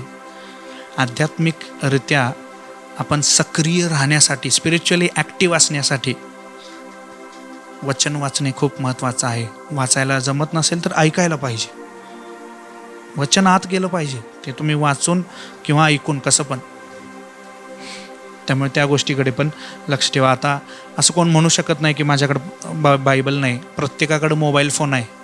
मोबाईल फोन आहे म्हणजे त्यामध्ये बायबल डाउनलोड करता येतं, विकत घेता येतं. ती गोष्ट लांब आहे सोडा. कधी विकत घ्यायला होत नाही, तरी मोबाईलमध्ये डाउनलोड करू शकतो, त्यामध्ये बायबल आहेत. त्यामुळे देवाचं वचन वाचणे आपल्यामध्ये असलं पाहिजे. योहान कृत शुभवर्तमान 6वा अध्याय 63वे वचन आपण वाचूया. योहान कृत शुभवर्तमान 6वा अध्याय वचन 63.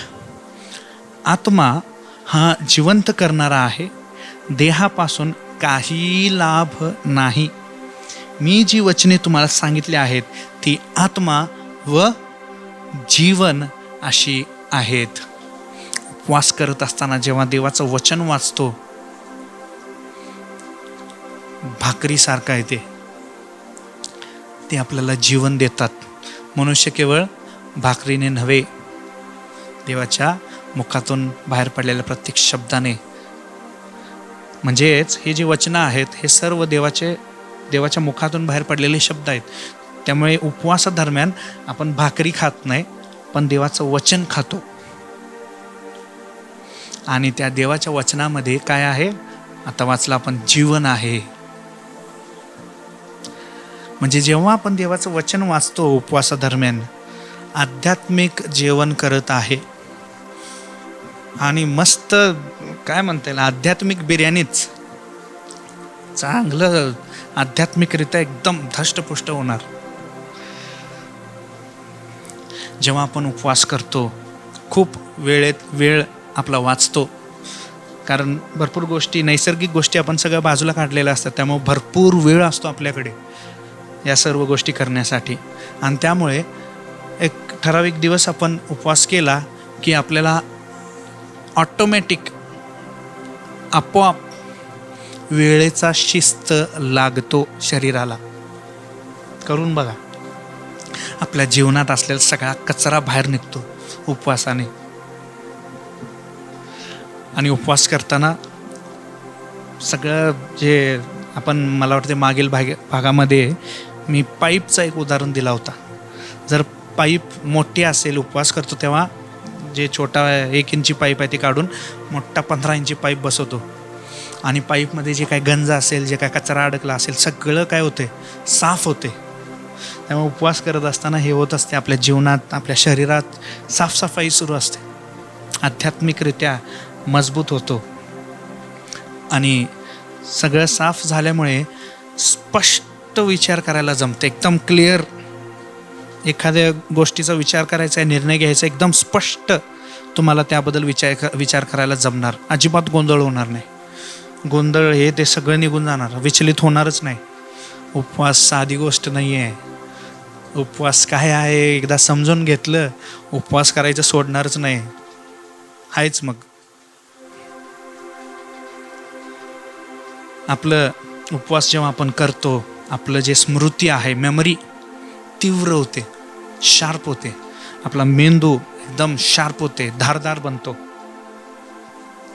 त्यामुळे उपवास करत असताना ज्या काही गोष्टी आपण वाचणार ते आपल्या मनामध्ये, आपल्या ध्यानामध्ये चांगलं टिकून राहते.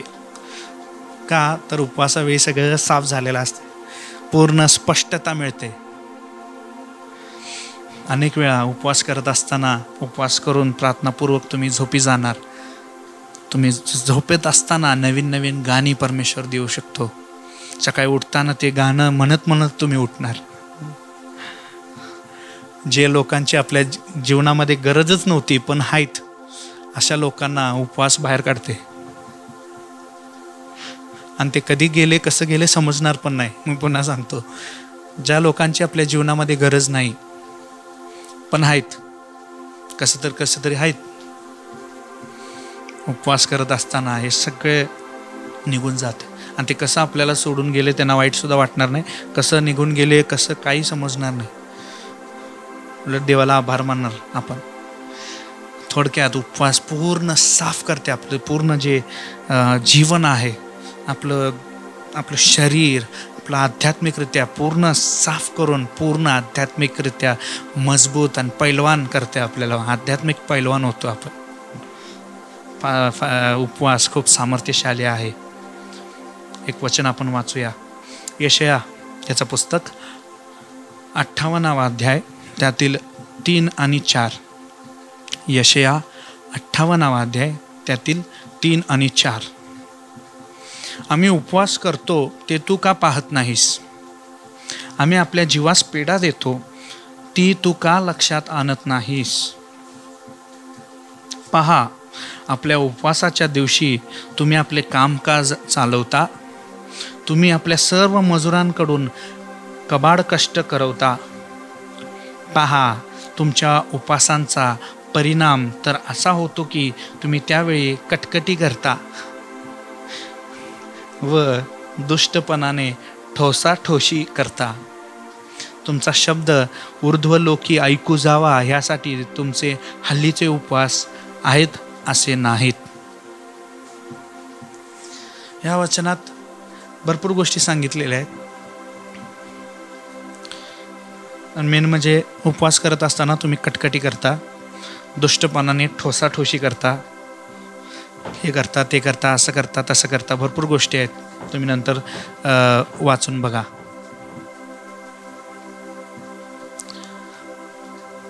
ह्या गोष्टी आपण जर करत असलो उपवासावेळी तर त्याला आपण उपवास म्हणू शकत नाही. उपवासावेळी आपलं पूर्ण केंद्र कुठं असायला पाहिजे? देवावर असायला पाहिजे. जरी समजा कोणी एखादं बिर्याणीचं भांडं जरी आणून समोर ठेवलं, त्यांना सांगितलं पाहिजे हे माझ्यासमोरून बाजूला करा, माझं केंद्र देव बाप्पा आहे, येशू आहे. किंवा हे सांगण्याची क्षमता असायला पाहिजे. किंवा ती जागा सोडून तुम्ही दुसरीकडे जाऊन बसलं पाहिजे. नाहीतर ते बिर्याणीचं भांडं आपल्याला आकर्षण करणार. तिथे एक बाजूला, तिथनं हळूच ये मला खा असा आवाज ऐकू यायला लागेल. हे भांडं उघड, ताट घे, वाढ, खा. या सगळ्या परीक्षा असतात. त्यात एक आवाज हळूच कोपऱ्यातून, एक पीस खाल्लं तर काय होते? ओ रश्शा खरा बांधेरे, निघून जा बाहेर. दिवारी हराला गांधसा मला बादशा मला बार. ज्यांनी कधीच आपल्याला पार्टी दिलेली नाही ती व्यक्ती फोन करणार आज पार्टीला जाऊया. उपवास असतानाच, उपवासापूर्वी ज्या गोष्टी आपल्याला खायला आवडत सुद्धा नाहीत त्या आपल्याला खूप खूप टेस्टी वाटायला लागणार, त्याचा स्मेल यायला लागणार, वास यायला लागणार. खूप काय काय गोष्टी आहेत. आपलं वातावरण उपवासावेळी जपलं पाहिजे, सांभाळलं पाहिजे.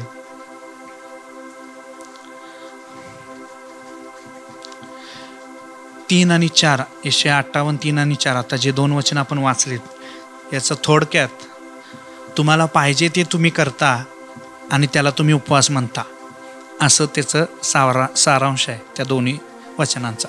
तुम्हाला पाहिजे ते तुम्ही करता आणि त्याला उपवास म्हणता. आपली उपवासावेळी वृत्ती जी आहे ती योग्य असायला पाहिजे. उपवास करताय, समजा आपण उपवास करतोय आणि उपवासाच्या दिवशी कोणीतरी काहीतरी बोलन त्याला दनादन शिव्या द्यायला लागलं. तुम्हाला पाहिजे ते तुम्ही करा आणि त्याला उपवास म्हणा, हेच सांगते ते वचन. आपलं वातावरण, आपण काय बोलतो, काय पाहतो, आपलं लक्ष कुठं आहे, केंद्र काय आहे, काय ऐकतो, सर्व गोष्टी जपायला पाहिजे, सांभाळायला पाहिजे. आता त्याच अध्यायातील 5वं वचन, पुढचं वचन आपण वाचूया. यशाया 58:5. मला पसंत पडणारा असा हा उपवास आहे काय. 3 आणि 4 आपण वाचलेला आहे, त्यात आपण ऐकलेलं आहात. मला पसंत पडणारा असा हा उपवास आहे का. मनुष्याच्या जीवास पीडा व्हावी असा हा तुमचा उपवासाचा दिवस आहे का. लवाळ्यासारखे आपले डोके लवणे आणि आपल्या अंगाखाली गोंडपाट व राख पसरणे, ह्याला उपवास म्हणतोस काय. असा दिवस परमेश्वराला मान्य होईल का. या सर्व गोष्टी करत असलो, आपल्या मनाला पाहिजे ते आपण करत असलो आणि त्याला जर आपण उपवास म्हणत असलो तर ते परमेश्वराला मान्य होईल काय. त्यामुळे जेवण बंद करणे महत्त्वाचं नाही, म्हणजे ते करायचं आहे, पण त्याहून महत्त्वाचं आपला आध्यात्मिक उद्देश. उपवास करत असताना आपला आध्यात्मिक उद्देश काय आहे त्यावर केंद्रित देवाकडे मदत घेणे, देवाबरोबर चालणे, प्रार्थनेमध्ये, आराधनेमध्ये, चिंतन करण्यामध्ये वेळ घालवणे, आपल्या जेवणाच्या जागी देवाचं वचन आणि प्रार्थना, स्तुती, आराधना, चिंतन या सर्व गोष्टी आणणे, हेच खरा उपवास. देवाला मान्य असं उपवास आपण करत आहोत का. हा उपविषय जो आहे, उपवासाचे तत्व, ह्यामध्ये आपण 5 मुद्दे पाहिले, 5 तत्व पाहिलेत आणि या ठिकाणी हा उपविषय संपतो. पुढील उपविषय आहे उपवासामधील दृष्टिकोन. उपवासादरम्यान आपला दृष्टिकोन कसा असला पाहिजे आणि उपवासादरम्यान आपली जीवनशैली कशी असली पाहिजे. उपवास जेव्हा करतो त्याचे फायदे काय आहेत, उपवासाचे प्रकार किती आहेत, मी किती दिवस उपवास करावा, 1 दिवस करू, 3 दिवस करू, 5 दिवस करू, का किती दिवसाचा करावा, 40 दिवसाचा उपवास कोणी करावा. अशा अनेक प्रश्नांची उत्तरं पुढील भागांमध्ये आपण पाहणार आहोत. मी आशा करतोय आज जे काही आपण ऐकलेलं आहे यावर चिंतन करा, पुन्हा वाचा, जे काही लिहून घेतलेलं आहे पुन्हा वाचा. आणि मी असं पण सांगू इच्छितो की तुम्ही जेव्हा ते पुन्हा वाचता, ज्या काही गोष्टी मी सांगितल्या नसतील ह्याहून अधिक तुम्ही वाचत असताना परमेश्वर प्रकट करतो. म्हणून ते चिंतन महत्त्वाचं आहे, मनन करणे महत्त्वाचं आहे. अनेक वेळा ऐकलेला संदेश असतो आणि त्याच्यावर मनन करत असताना, एखादं वचन वाचत असताना, एखादा मुद्दा वाचत असताना त्यात अजून काहीतरी नवीन प्रकटीकरण परमेश्वर देतो. त्यामुळे हे चिंतन करणे, मनन करणे खूप महत्त्वाचं आहे प्रियांनो. मी आशा करतो अजून खूप आहे. आत्ता आपण कुठं अजून 50% सुद्धा झालेलं नाही असं म्हणेन. अजून खूप यामध्ये उपवास या विषयामध्ये खूप काही अजून शिकण्यासारखं आहे आणि आपण शिकणार आहोत. आणि फक्त शिकणार नाही आहे, आपण शिकून त्याप्रमाणे परमेश्वराला मान्य होईल असा एक उपवास आपण सर्वांनी मिळून करणार आहोत. आपल्या देशासाठी, आपल्या गल्लीसाठी, आपल्या घरासाठी, आपल्या लेकरांसाठी, आपल्या कामासाठी, व्यवसायासाठी, प्रत्येक आध्यात्मिक उद्देश घेऊन आपण उपवास करणार आहोत. परमेश्वर तुम्हा सर्वांना आशीर्वादित करो. या प्रियानो, ही वेळ आहे अर्पणाची. यावेळेस एक गीत म्हटलं जाईल, एक गीत सादर केलं जाईल, त्यावेळी अर्पण घेतले जाईल.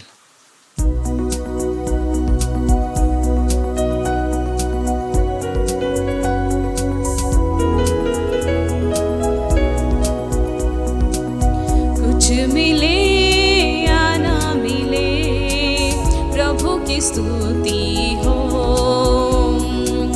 वो बड़े और मैं घटूं, प्रभु की स्तुति हो.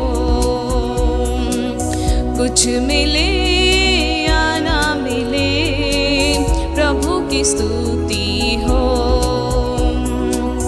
वो बड़े और मैं घटूं, प्रभु की स्तुति हो. जीवन की राहों पर चलता रहूँगा मैं, प्रभु की स्तुति करते हुए.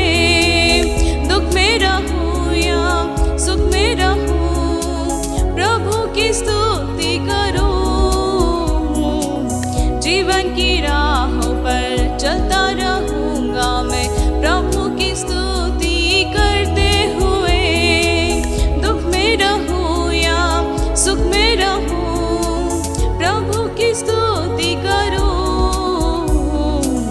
कुछ मिले या ना मिले, प्रभु की स्तुति हो. वो बड़े और मैं घटूं, प्रभु की स्तुति हो. जीने के द्वारा प्रभु की स्तुति करता रहूँगा सदा. प्रभु की महिमा में अपना दशवांश लेके आओ सदा. जीने के द्वारा प्रभु की स्तुति करता रहूँगा सदा. प्रभु की महिमा में अपना दशवांश लेके आओ सदा. कुछ मिले या ना मिले, प्रभु की स्तुति हो. वो बड़े और मैं घटूं, प्रभु की स्तुति हो. कुछ मिले या ना मिले, प्रभु की स्तुति हो. वो बड़े और मैं घटूं, प्रभु की स्तुति हो.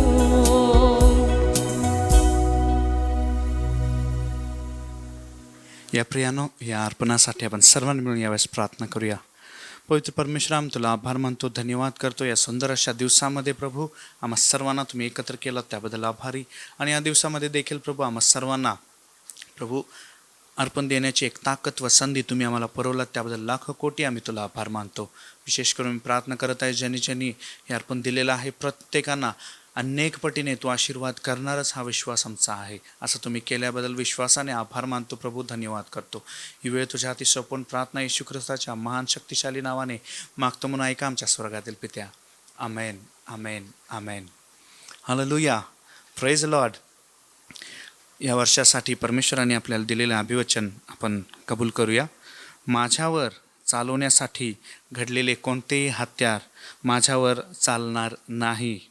माझ्यावर आरोप ठेवणाऱ्या सर्व जीवांना मी दोषी ठरवेन. यशया 54:17. या वचनानुसार परमेश्वर आपल्या प्रत्येकाबरोबर असो आणि त्याप्रमाणे आपल्या जीवनात करत आहे, त्याबद्दल त्याला लाखो कोटी आभार. यावेळेस काही सूचना आहेत. प्रथम म्हणजे प्रत्येक बुधवारी सायंकाळी 8 वाजल्यापासून 9:15 वाजेपर्यंत झूम मीटिंग सुरू आहे. त्यामध्ये प्रत्येकाने सहभागी व्हावं आणि मंडळीचं जे एकत्र येणं आहे वाढत राहावं म्हणून मी सर्वांना उत्तेजन देऊ इच्छितो. आणि मागील गुरुवारपासून आम्ही एक पुस्तकाचं मराठी वाचन सुरू केलेलं आहे आणि खरंच ते एक आशीर्वाद असं आमच्यासाठी आहे. ते अजून मला वाटते अजून एक आठवडाभरात ते पुस्तक आमचं मराठीमध्ये वाचून होईल. आणि जे जे त्यामध्ये सहभागी झालेले आहेत, परमेश्वर, मी प्रार्थना करतो परमेश्वर त्याद्वारे तुमच्याशी बोलो, अनेक गोष्टी तुम्हाला प्रकट करो आणि अनेक गोष्टी परमेश्वर तुम्हाला शिकवो.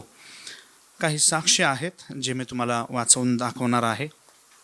ही साक्ष आहे बंधू शमूल हेगडे यांच्या परिवारातून आलेली साक्ष आहे.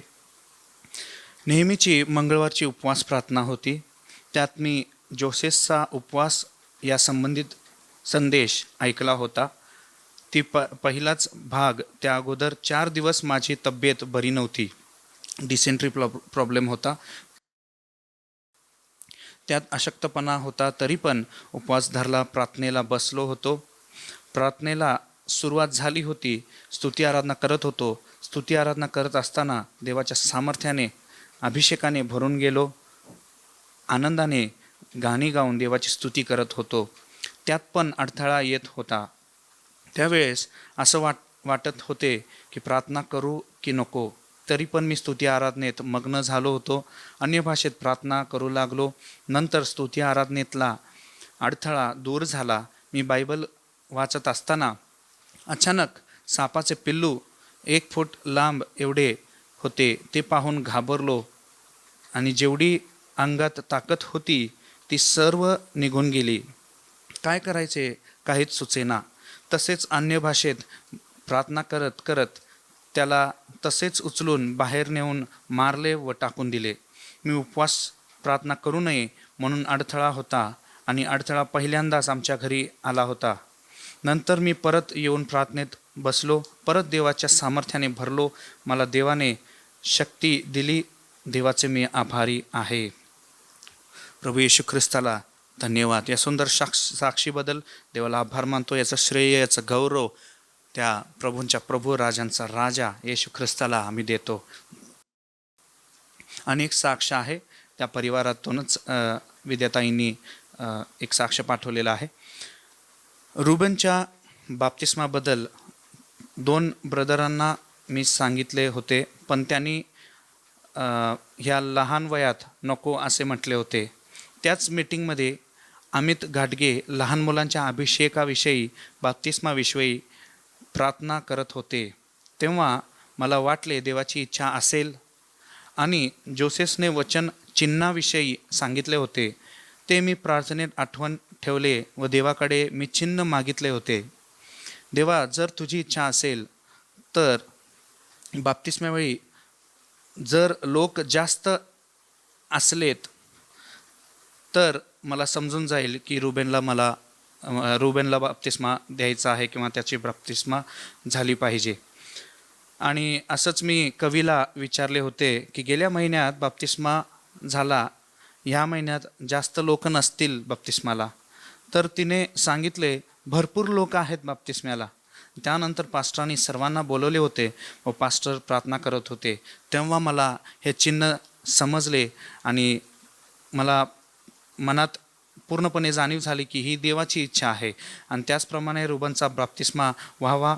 आणि खरोखर माझ्या प्रार्थनेचं उत्तर देवाने दिलं की तिथे त्या दिवशी 11 जण बाप्तिस्मा घेण्यासाठी उभे होते आणि ते माझ्यासाठी एक चिन्ह होते. त्यावरून मला समजले की रुबनला बाप्तिस्मा घेण्याची वेळ आली आणि त्याचप्रमाणे त्याचा बाप्तिस्मा झालेला आहे. आणि याचं श्रेय, याचं गौरव परमेश्वराच्या नावाला देऊन त्याला आम्ही धन्यवाद करतो. देवाच्या महानावाला धन्यवाद करतो की परमेश्वर अनेक सुंदर साक्षी आमच्या प्रत्येकाच्या जीवनामध्ये करत आहे. अशा आपल्या काही साक्षी असतील तर ते लेखी स्वरूपात तुम्ही आमच्यापर्यंत पोचवू शकता किंवा व्हॉट्सअपद्वारे तुम्ही आमच्यापर्यंत पोचवू शकता. ते आपण रविवारच्या भक्तीमध्ये त्या साक्ष देऊन देवाच्या नावाला गौरव करावे. आणि दुसरा जो उद्देश आहे तो म्हणजे ऐकणाऱ्यांचा विश्वास वाढू दे. त्यामुळे अशा काही साक्षी असतील तर नक्की तुम्ही आम्हास पाठवू शकता. या कठीण परिस्थितीमध्ये मी आशा करत आहे की सर्वजण प्रार्थनेमध्ये आहात. मागील वर्ष 2020 हे जे वर्ष आहे हे आमच्यासाठी एक तयारीचं वर्ष होतं आणि 2021 हे जे वर्ष आहे हे विश्वासामध्ये खंबीर आणि दृढ होण्याचं वर्ष आहे. त्यामुळे आम्हाला या वर्षात आम्ही विश्वासामध्ये वाढू नये, दृढ होऊ नये म्हणून अशा अनेक अडथळा समोर येतील, अनेक घटना घडतील, पण आमचा विश्वास टिकवून ठेवायचा आहे. आपली नजर, आपलं केंद्र येशू ख्रिस्तावर केंद्रित ठेवायचं आहे. त्यामुळे पूर्ण प्रयत्न करा या दिशेने, पूर्ण देवाबरोबरच्या संबंधामध्ये आपण वाढत राहूया. त्याचप्रमाणे मागील आठवड्यामध्ये मी एका देवाच्या सेवकाचा एक संदेश ऐकत असताना त्यामध्ये एक त्यांनी सुंदर असं वाक्य त्यांनी सांगितलं आणि ते मी तुम्हाबरोबर शेअर करू इच्छितो, सांगू इच्छितो. त्यांनी सांगितलं की तुम्ही कोरोनाबद्दल जास्त वाचत बसू नका, त्या बदल्यात स्तोत्र 91 वाचा, तेच तुम्हाला पूर्ण सुरक्षा देऊ शकते.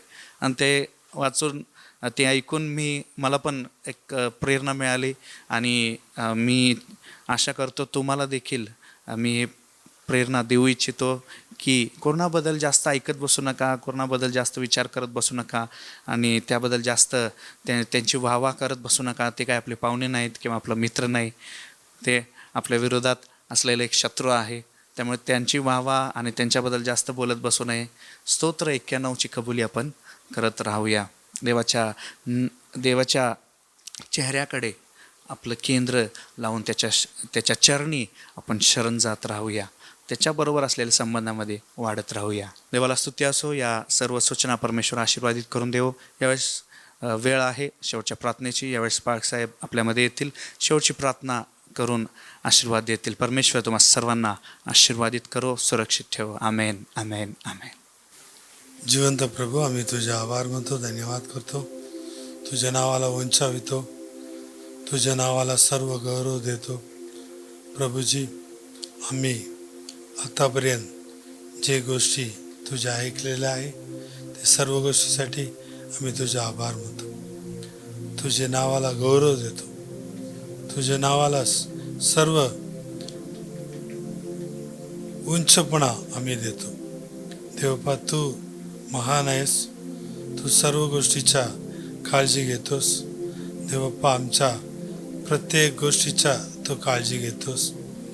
तुझ्या पवित्र हाती आम्हाला आम्ही सोपवतो. जिवंत देवा, तू सांगितल्याप्रमाणे देवप्पा, तू सांगितलेले सर्व गोष्टी खूप खूप महान आहे.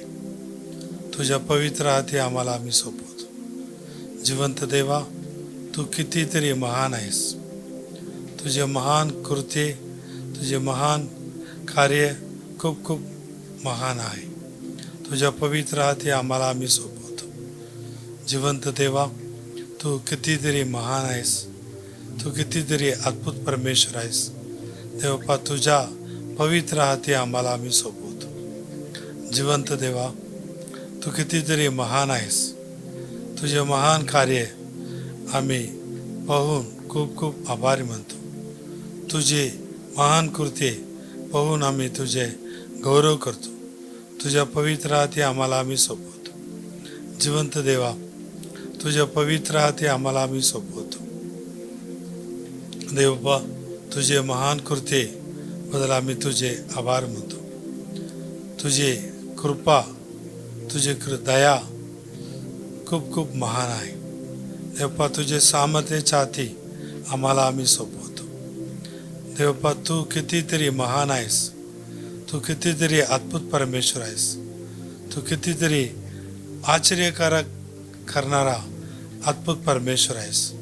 तुझ्या सामर्थ्याच्या हाती आम्हाला आम्ही सोपवतो. महान कार्य करणारा देव तू आहे. तुझ्या पवित्र हाती आम्हाला आम्ही सोपवतो. सर्व गौरव महिमा तुला देऊन प्रभू येशू ख्रिस्ताच्या नावाने मागतो म्हणा एक देव बाप्पा. आमेन, आमेन. Thank you Jesus. आभारी प्रभूजी.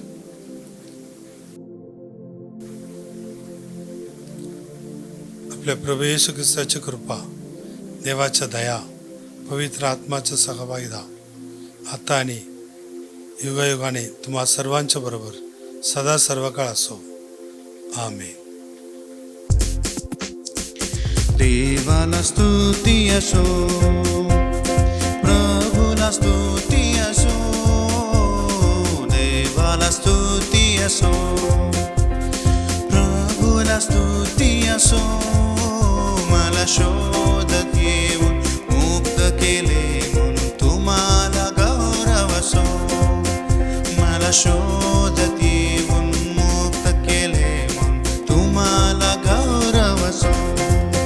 प्रभू नमस्कार नमस्कार, तुझ्या नावाला नमस्कार.